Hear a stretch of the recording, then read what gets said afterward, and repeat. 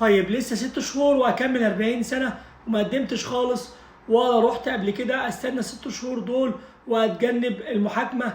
لا يا فندم، انت كده مش هتتجنب المحاكمه. انت لو اتمسكت في اي وقت ويتم تطبيق طبعا الضبطيه القضائيه بالنسبه للهاربين او المتخلفين عن الخدمه العسكريه، هيتم طبعا القبض عليك. ولكن انت من حقك تقنن وضعك طالما بلغت سن 30 سنه ويوم، لان وصف القانوني المنطبق على حضرتك او حاله حضرتك اللي انت قلت عليها ديت هي متخلف عن اداء الخدمه العسكريه، وبالتالي من حقك تروح لمنطقه التجنيد اللي حضرتك تابع ليها، وهتدفع غرامه من 3 ل 10 بعد ما يتم تحويلك للمحكمه العسكريه. فالحق بسرعه يا فندم قبل ما يتم تطبيق القانون الجديد.